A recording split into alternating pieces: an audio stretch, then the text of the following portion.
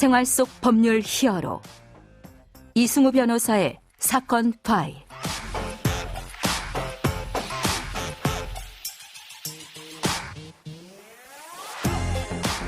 안녕하세요. 이승우입니다. 각종 사건 사고에서 여러분을 구해드리겠습니다. 오늘 열어볼 사건 파일은 전세 보증금 대출 사기 사건입니다.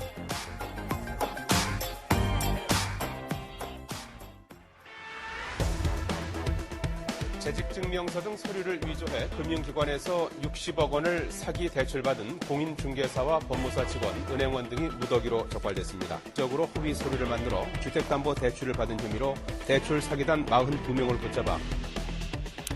자, 사건 파일 오늘 주제는 전세 보증금 대출 사기 사건입니다. 서류 한 장만 써주면 3억, 4억, 10억 원의 돈이 공짜로 생긴다라고 생각하는 분들이 있었습니다. 그 행위가 얼마나 위험한 범죄인지, 그리고 앞으로 어떻게 대처해 나가야 할 것인지 법무빈 법승 신명철 변호사와 함께 알아보도록 하겠습니다. 안녕하세요, 변호사님. 안녕하세요, 신명철 변호사입니다.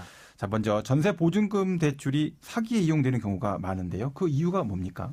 네, 먼저 배경적인 이유를 보면 전세임대차라는 계약은 목돈이 오가는 계약이지 않습니까? 네네. 네, 그리고 이제 그 규모가 중위소득 가구가 서울에서 중간 가격대의 전세 아파트에 전세 자금을 마련하려면 약 10년치 정도의 월급을 한 푼도 쓰지 않고 모아야 한다는 그런 통계 자료가 있을 만큼 대출 없이는 전세 보증금 마련이 불가능할 정도로 큰 목돈이 오가게 됩니다. 예, 그렇죠. 그래서 국토교통부는 무주택 근로자들의 어떤 주거 안정을 위해서 국민주택기금을 재원으로 해서 이 근로자 주택 전세 자금을 담보 없이 시중 금리보다 낮은 금리로 대출하는 근로자 주택 전세 자금 대출 제도를 운영하고 있는데요. 문제는 이제 이 대출 제도가 재직 관련 서류나 아니면 전세계약서 이런 서류만 있으면 형식적인 심사를 거쳐서 쉽게 대출을 받을 수 있게 운영이 되기 때문에 다른 목적으로 목돈을 얻으려는 사기꾼들의 먹잇감이 되고 있습니다.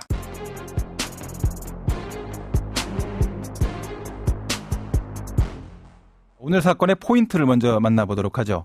전세 보증금 대출 사기가 어떤 과정을 통해서 진행되는지 좀 설명을 부탁드립니다. 네, 전세 보증금 대출 사기 범행 구조는 다음과 같습니다.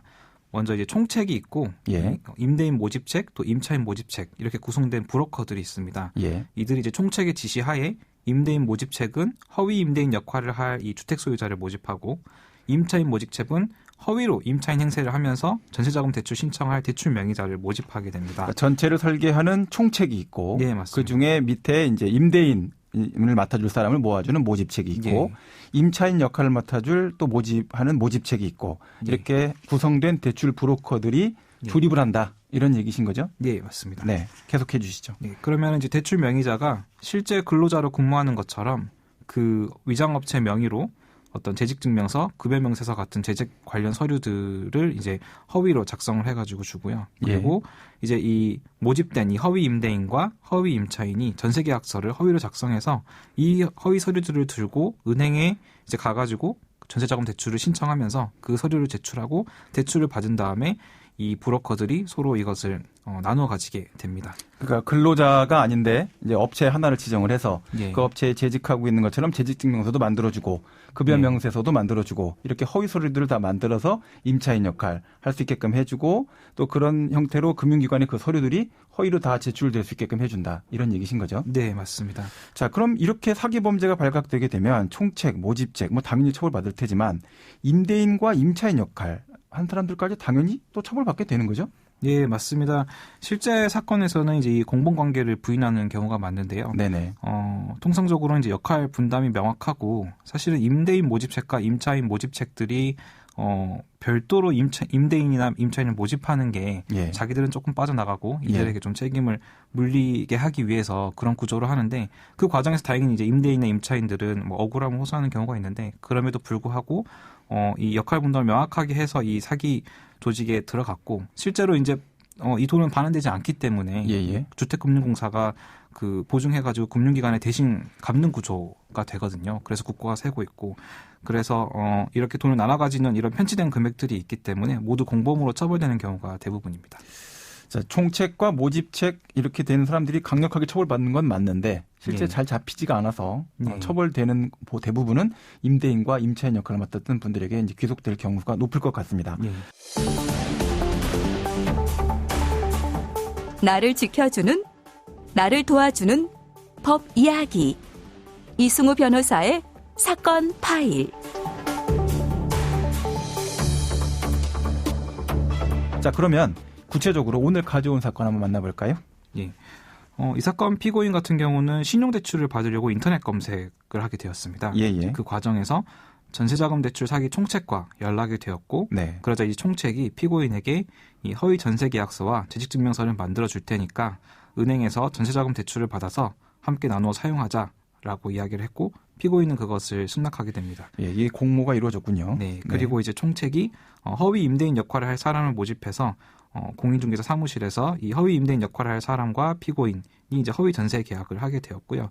이때 이제 이 허위 임대인을 모집하는 과정에서도 별 문제 없을 것이다라고 하면서 모집을 해서 이제 허위 전세 계약을 하게 되었는데, 그리고 이제 이 총책이 허위 재직증명서, 또 건강보험 자격 특실 확인서, 뭐 소득세 원천징수 확인서 이런 것들을 만들어서 이제 피고인에게 주게 되었고, 피고인은 이제 은행에 가서 주택전세자금 대출 신청을 하면서 허위 작성 서류를 제출하고 대출금 7,600만 원을 받아서 총책과 나누어 가지게 됩니다. 네, 이 사건 피고인 이제 허위 임차인 역할을 한 건데 처벌은 어떻게 됐습니까? 네, 이 수사와 재판 과정에서 이제 피고인이 실제 임대차 계약을 체결한 목적물에 거주하지도 않았고, 제출한 그 재직 관련 서류 명의 회사에서 실제로 근무한다거나 급여를 받은 사실도 없는 것이 확인되어서 징역 실형이 선고되었습니다. 예. 그리고 이제 임대인 같은 경우는 똑같이 징역형이 선고가 되었는데, 다만 이제 자신의 그 집으로 해서 그것을 갚을 수 있게 되어서 집행유예가 선고가 되었습니다. 네, 그러면 오늘 사건에 담긴 법적 포인트를 한 줄로 정리하고 실제 법적 대응과 자문 이어가 보도록 하겠습니다.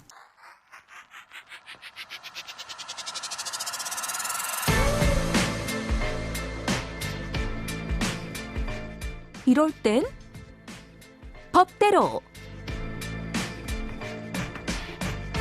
자, 전세 보증금 대출에 대해서는 사기 사건에 취약할 수밖에 없는 구조가 있습니다. 사실은 원래 서로 이해관계가 상반된 입장에 있어야 될 임차인과 건물주, 임대인 이 두 사람이 같이 공모를 하게 되고 허위의 임대차 계약서를 쓰고 임차인이 살지도 않으면서 거주하고 있는 것처럼 적극적으로 속인다면 이것을 심사하는 금융기관이 이 사실이 거짓이다라고 밝힐 수 있는 방법은 사실상 거의 없다고 보시면 됩니다. 그래서 보증금 대출 금액이 상환되는 단계에 이르러서야 이게 사기였구나 라는 사실을 밝혀서 알게 되는 것입니다. 그럼 어떻게 될까요? 이런 동일 범죄가 계속 만연해지게 되면 국가는 전세 보증금 저금리 지원 정책을 포기할 수밖에 없게 됩니다. 피해가 아주 크게 되겠죠. 앞으로 더욱 처벌이 강력해질 것을 충분히 예상할 수 있게끔 보여주는 부분이다라고 할 수 있겠습니다. 자, 오늘 전세 보증금 대출 사기 사건을 다뤄봤는데요. 대출에 대한 유혹 누구나 있을 겁니다. 사기 당하지 않도록 구별할 수 있는 어떤 팁이 있을까요?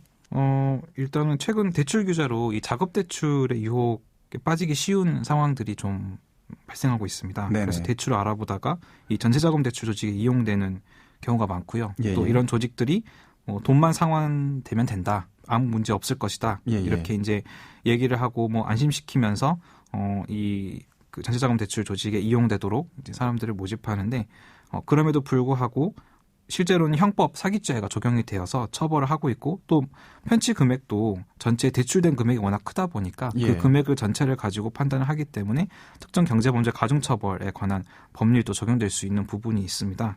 따라서 이 전세자금 대출 구조상 발각될 수밖에 없고, 또 최근에는 정부에서 전세자금 그 사기 대응단도 만들어서 대응을 하고 있기 때문에 사정이 급하더라도 반드시 연루되지 않도록 주의해야겠습니다. 예. 자, 오늘 말씀 고맙습니다. 지금까지 신명철 변호사와 함께했습니다. 감사합니다. 네, 감사합니다. 생활 속 법률 히어로 이승우 변호사였습니다. 내일도 사건에서 여러분들을 구해드릴 사건 파일 함께 열겠습니다.